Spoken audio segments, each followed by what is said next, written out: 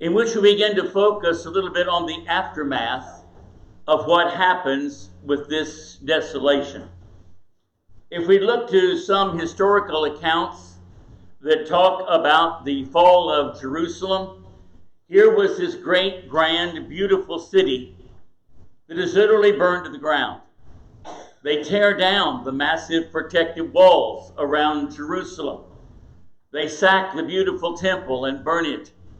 The houses of the city are burned, and the number of casualties number in the thousands of individuals who are slaughtered as a result of the carnage of this moment. There are thousands more that are carried away into captivity, going back toward Babylon. And that's where the story actually picks up on this particular occasion. Because in the rounding up of those who are going to be carried back to Babylon, Jeremiah is one of those that they take as a captive. It's kind of interesting. Where had Jeremiah been during these last several, we might say even months? He'd been in a prison. But they opened up that prison, they found Jeremiah, and they took him. Now there were many, well, you say many, it would have been a minority compared to the number that were carried away, but there was a minority of the Jews that were left. These were the ones who were obviously known to be the poorer sort, those who were the beggars in the streets, those who had lost everything and for a long time ago, and basically had nothing to be of value to the Babylonians. And so they were more the disposable ones, and they were the ones that they left behind. And so the story tonight picks up with what happened to Jeremiah himself. And as we look at the 40th chapter of Jeremiah, and going to the first few verses, it says, "The word came to Jeremiah from the Lord, after that Nebuzaradan, the captain of the guard, had let him go from Ramah, when he had taken him, being bound in chains, among all that were carried away captive of Jerusalem and Judah, which were carried away captive unto Babylon. And the captain of the guard took Jeremiah, and said unto him, The Lord thy God hath pronounced this evil upon this place. Now the Lord hath brought it, and done according as he hath said, because ye have sinned against the Lord, and have not obeyed his voice. Therefore this thing is come upon you. And now, behold, I loose thee this day from the chains which were upon thine hand. If it seem good unto thee to come with me into Babylon, come, and I will look well unto thee. But if it seem ill unto thee to come with me into Babylon, forbear. Behold, all the land is before thee. Whither it seemeth good and convenient for thee to go, thither go. Now, while he was not yet gone back, he said, Go back also to Gedaliah, the son of Ahikam, the son of Shaphan, whom the king of Babylon hath made governor over the cities of Judah, and dwell with him among the people, or go wheresoever it seemeth convenient unto thee to go. So the captain of the guard gave him victuals and a reward, and let him go." Some way or another, the revelation was given to this captain of the guard that Jeremiah was special. It could easily have been that he overhearing some of the conversation among the captives, there would have been references, well, Jeremiah was right. Jeremiah said all this was going to happen. Jeremiah said the city was going to be burned if we resisted. We don't know all the details of how the Lord chose to reveal this message to the captain of the guard. But the captain of the guard realized that Jeremiah was a man prized by his God, and that Jeremiah had been speaking truth, and that truly he had given the right interpretation of the things that had happened to Jerusalem, why all of this turmoil had occurred, and why this great city had been so terribly destroyed. And so he comes to Jeremiah and releases him. Due to the fact that he had been speaking truth, he was also going to be, a man that could be of value. I think the captain of the guard was prudent enough to realize a man with this wisdom and insight and blessed so by God would be a man who could be a good advisor. And so the idea was given to him, if you want to go back to Babylon with me, you can, and I'll take good care of you. But if you want to stay here in what is now a desolated land and help these people to regroup and to move forward in a positive way, the door's open. You can go anywhere that you want to go. And just as a kind of a sidebar, maybe as he was getting ready to leave, the conversation, he mentions to him that you might want to go and talk with Gedaliah. Gedaliah is the governor that is the one that the king of Babylon has named to be the ruler here. He is respected in many quarters. And was at least given that title of governor by the Babylonian king. And so you might want to spend some time trying to help him out as well. But this is the arrangement that is offered to Jeremiah. He is given his liberty. And it's about, in some senses of the word, we might say it's about time that something good happened for Jeremiah, because he had been abused and mistreated now for many years as a result of the message that he had to preach to these people. So in question 1, what mistake was made concerning Jeremiah in the capture of Jerusalem? Well, he was taken captive to Ramah, but then was released for the truthfulness of his message that he had preached. And so he is now free to go back home. Now in question 2, it said, what had been Nebuchadnezzar's instructions concerning Jeremiah? So here we find from the highest of the high, Nebuchadnezzar himself, is the instruction that is given relative to Jeremiah. God has made plain to these people that Jeremiah is special and is to be preserved and treated correctly. We don't know how God chose to do that, but nonetheless, they certainly got the message. And concisely put, if we go back to the 39th chapter and going down to about verse 12, is that where I'm wanting to go? Maybe the 40th chapter. I miswrote that. Nope. 39:11, that's what I was looking for. Now Nebuchadnezzar, the king of Babylon, gave charge concerning Jeremiah to Nebuzaradan, the captain of the guard, saying, take him and look well to him. That was the phrase I was looking for. Take him and look well to him, and do him no harm, but do unto him even as he shall say unto thee. So the point is made back there in the previous chapter. The order has been given that you want to treat him right. Listen to what he has to say. Look to him and do him no harm, so that he is going to be able to be an asset in the reconstruction. The Babylonians, historically speaking, had a lot better touch on governing than what the Assyrians did. The Assyrians, which had carried away the northern kingdom, were simply bent on destruction and plunder.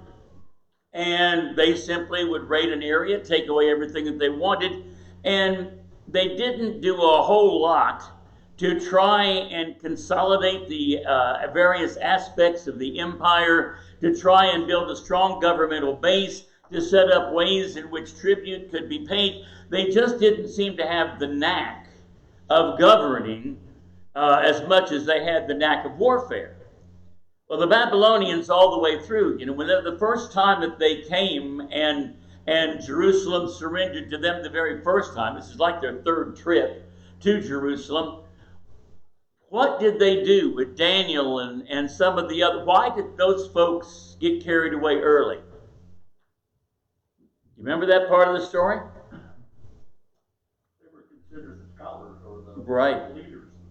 These are the educated ones, the scholars, the individuals who could share knowledge with us. And the Babylonians wanted to absorb the knowledge of the cultures that they subdued. And so, they organized, and, we find Daniel and others being named as governors over regions. And yes, they did displace the local people from one locality and moved them somewhere else. but that was to reduce the chance of them instigating a rebellion and trying to, reclaim their homeland. If you're a stranger hundreds of miles from home, you realize if you try to lead a rebellion, not only do you have to fight the powers that be, but you've got hundreds of miles to go to get back to your home. And so there wasn't much of a nationalistic spirit that was pretty much pretty well extinguished whenever they did all the relocating. It was very rare for a people to come back home, as eventually the Jews will be able to do. That just didn't happen, but it will under God's direction. It really kind of has two prongs to it, and then you kind of alluded that it helps the Babylonians better themselves, and it also takes away the wise and skillful that can help the country defeated bounce back. Right. And so there's really two. It's really pretty smart on their part. Yeah. The Babylonians were very shrewd in many ways. At the same time, they soon became excessive in their arrogance as far as thinking how great and wonderful they were. But they were on a good track, at one particular point, if they just could have embraced the true God. Now, what we find is the arrangement that Nebuchadnezzar makes is that Gedaliah is going to be the governor who is going to rule over this particular region. And at the same time, he leaves something to be desired in some respects. Looking here in continuing on to what happens in verse 7.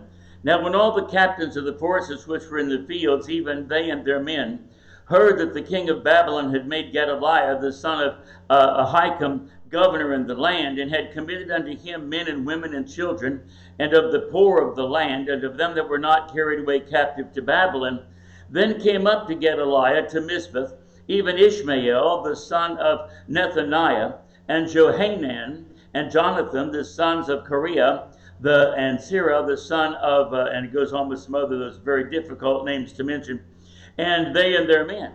And so Gedaliah, the son of Ahikam, in verse 9, and the son of Shaphan, swear unto them and to their men, saying, Fear not to serve the Chaldeans, dwell in the land and serve the king of Babylon, and it shall be well with you. So here Gedaliah is saying, look, Babylon's gone now. They've made me governor. If we just will cooperate and work with them, they really are not out to see us completely obliterated and destroyed. And if we will grow our crops, shall we say pay our taxes or pay our tribute to the king of Babylon, if we do as the Babylonians tell us to do, we're going to get to stay home, stay here in our houses, and we can start the reconstruction of this land, and good things can happen. So Gedaliah here, as the governor, is working to pull together the remnant that's here and trying to make something positive come from this. And when the word gets out that there is a governor now in the region, that the Babylonians have set things in place that are now on their way back home, who else begins to come? All right. The Jews that had been scattered abroad, many of them realizing the threat of the approaching Babylonians, had listened to the warnings given by the prophets, and they had fled to other places. In verses 11 and 12. Likewise, when all the Jews that were in Moab, and among the Ammonites, and in Edom, and that were in all of the countries, heard that the king of Babylon had left a remnant of Judah, and that he had set over them Gedaliah, the son of Ahikam, the son of Shaphan, even all the Jews returned out of all places whither they were driven, and came to the land of Judah, to Gedaliah unto Mizpah, and gathered wine and summer fruits very much. In other words, they came back. They took over the tending of whatever crops were there. They began to salvage what was left. And things began to move in a very, very positive way. And so Gedaliah continues to urge them on, saying, look, this isn't the end of the world. We can make this do and we can get by okay. It says in, let's see, let me catch up with myself here. And it said, this is the question 2, is to look to Jeremiah, do him well and no harm. And then it was Ishmael, Johanan, and the Jews that fled to other nations. And then in question 4, what assurances and instructions did Gedaliah give to the people? What did he tell them to do?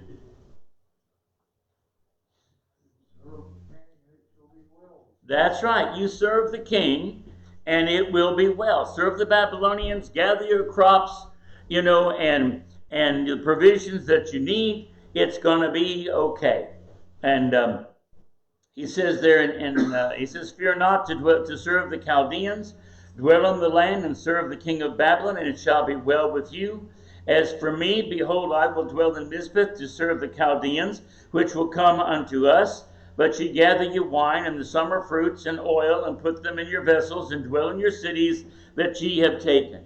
So you move in and fill in the gaps, and serve the king of Babylon, and it's all going to be okay. And of course, Babylon did not withdraw 100%. There were going to be some Chaldeans there as, somewhat of a security force, and primarily the enforcers, to see to it that things would go according to plan. But there was more mischief afoot than what first would meet the eye. Yes, there were all kinds of folks coming back to Jerusalem and to Judea, to this area. But what was mingled in amongst them?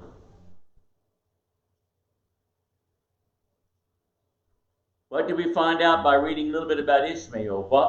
What kind of guy was he? He wasn't the best in the world. He was actually known as the king of the Ammonites. Yes. So he is actually set by to do harm to the country and to their people. That's exactly right. Ishmael was a traitor. And he was able to come back along with all the other refugees. Isn't it interesting how we've seen some of those same,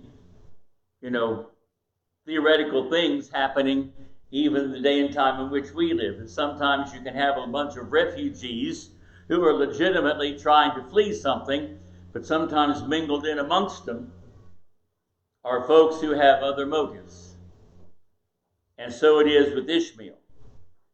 He is sent, if we look at verses 13 and 14 here, it says, moreover, Johanan, the son of Kareah, and all of the captains of the forces that were in the fields came to Gedaliah to Mizpah, and said to him, dost thou certainly know that Baalish, the king of the Ammonites, has sent Ishmael, the son of Nethaniah, to slay thee? They said, look, we've got the word that Ishmael has come, and he's an assassin. He's actually coming here to kill you. But what happened with Gedaliah's reception to this? He didn't believe it. Here is Ishmael being sent by the king of Ammon to kill Gedaliah. And that's the way it always works.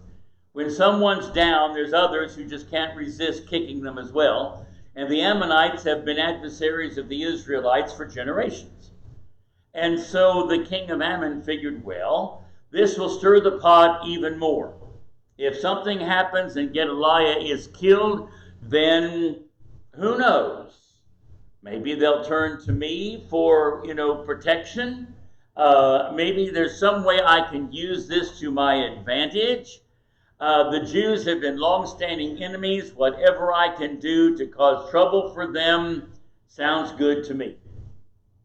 And so he has Ishmael lined up to be an assassin to kill Gedaliah. And so when we look at how this unfolds, now that Johanan finds out about this plot, and he comes and pleads his case to Gedaliah, hey, for your own safety, Ishmael's going to get you if we don't do something about it. What does he suggest? He said, let me go take care of this problem for you. He said, here is somebody who is a threat to you And so I will take care of this problem. I'll do it discreetly.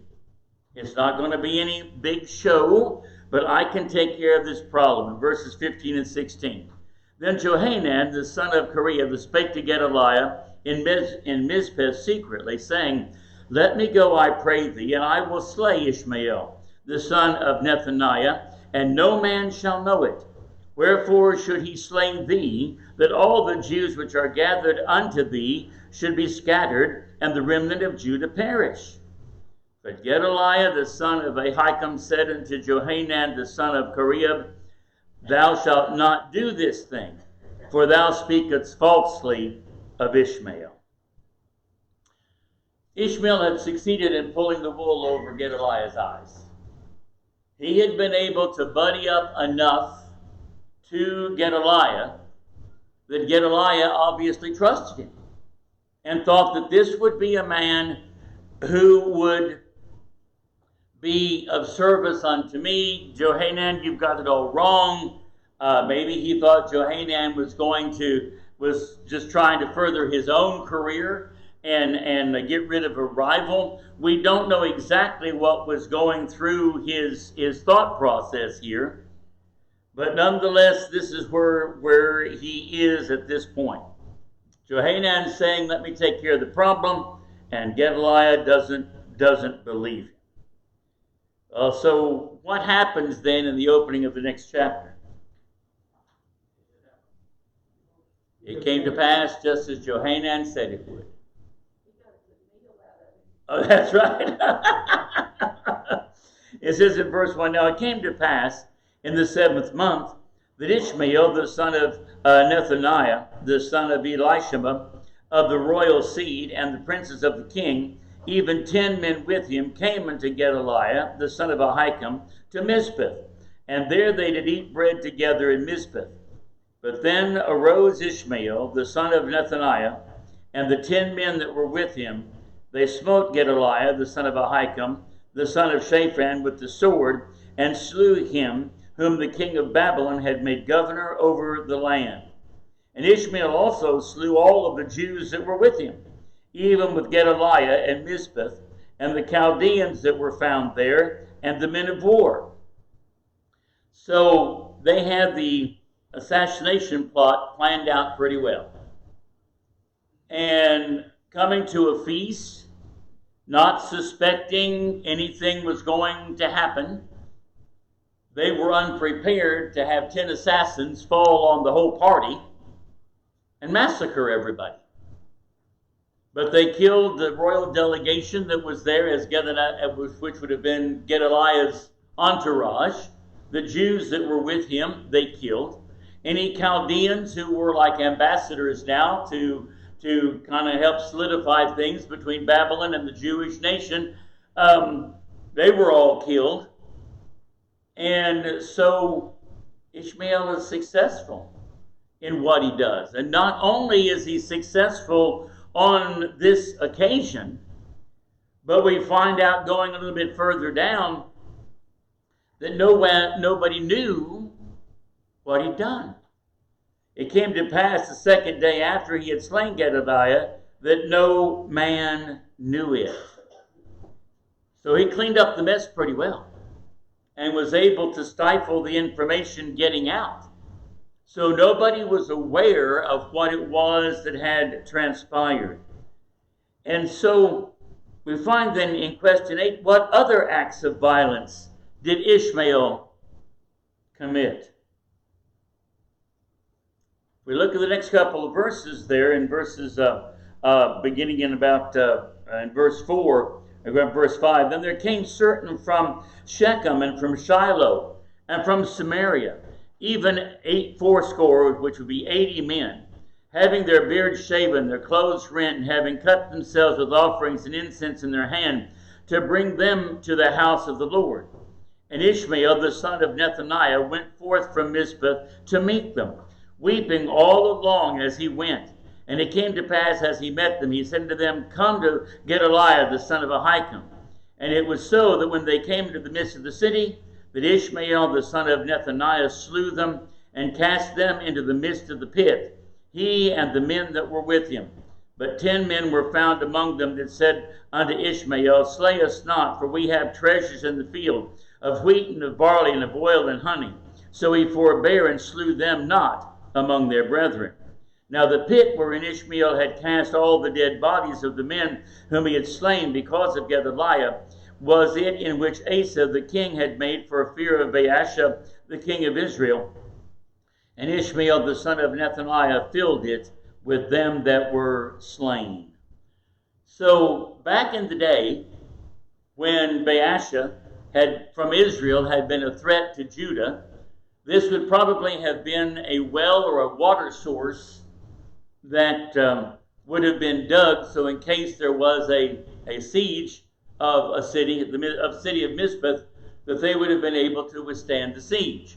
It's not called a well here, but a pit like this is usually kind of put like the idea of a cistern or whatever. And so that's where he puts all the dead bodies, and he fills it up with the ones that he has killed. And he meets now these others. And it's interesting here, these 80 that come, on the one hand, they're coming to seek help from Gedaliah, but they've cut themselves with offerings, with incense in their hand. Was that anything ever commanded by God? No. The idea of cutting yourself and all of that was something reminiscent of what those priests did on Mount Carmel whenever they were pleading with Baal to send down fire. And so what you're finding here is the same corrupt mentality. There's been this eerie blending of, yes, we love God, but we also love Baal, and we also love Ashtaroth, and we also love, and so they had mixed and mingled religious practices back and forth, so that finding people like Jeremiah who said, go back to the old paths, many of them didn't have any interest in that. It wasn't grand and glorious enough. And so these folks come not in the greatest, they came sincerely wanting to exploit the situation. They came, weeping, and they came wanting Gedaliah's help. They wanted to cozy up to the new governor, but Ishmael just killed them all.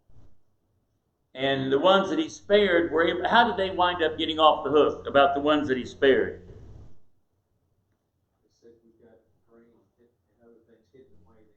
Yeah, they bribed him. We've got grain, we've got wealth, we've got barley, we've got stuff we can give you if you'll spare our lives. And so we see the corruptness here of what happens. And so then Ishmael has now, not only does he kill these 80 men, but in verse 9, verse 10.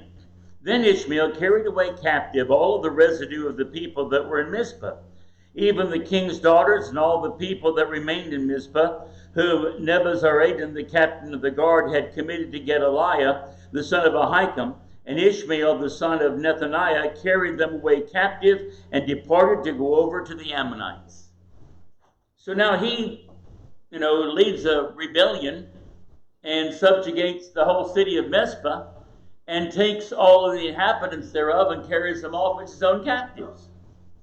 And he's heading on his way back to the king of Ammon with all that he has taken in this very sinister raid that he has put together here. And so finally word gets out as to what has happened. And in verse 11, but when Johanan, the son of Karetha, and all the captains of the forces that were with him, heard of the evil that Ishmael had done, Ishmael, the son of Nethaniah, had done, they took all the men who went to fight with Ishmael, the son of Nethaniah, and found him by the great waters that are in Gibeon. And it came to pass that when all the people which were with Ishmael saw Johanan, the son of Karetha, and all the captains of the forces that were with him, then they were glad. So all the people that Ishmael had carried away captive from Mizpah cast about and returned, and went with Johanan the son of Kareah. But Ishmael the son of Nethaniah escaped from Johanan with 8 men and went to the Ammonites. So Johanan, who had wanted to have killed Ishmael a long time ago, He is the one who defeats Ishmael and frees the captives. And they're more than happy to get to go back home. They're willing to throw in with Johanan and to go back home. And so out of the 10 that originally came with Ishmael with his assassination plot, he and 8 of those guys survive, and they go. But then the sad thing happens in verses 16 and 17. What does, Johanan comes up with another plan. And what is his plan? They said, you know that the king is going to be upset, that Gedaliah is going to be killed, and so they're going to come back, and we're going to have another round with the Babylonians. The only way to save our skin is for us to flee to the land of Egypt. And Jeremiah, we're going to find next time, tries his best to talk him out of that. The last question, do you think Gedaliah was prudent or naive? I think so. To me, he was pretty naive, because there are always men who want to exploit a bad situation and to cause there to be struggle and how can I turn this to my advantage?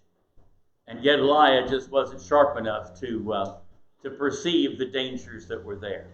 So we'll pick up then with the next lesson next time.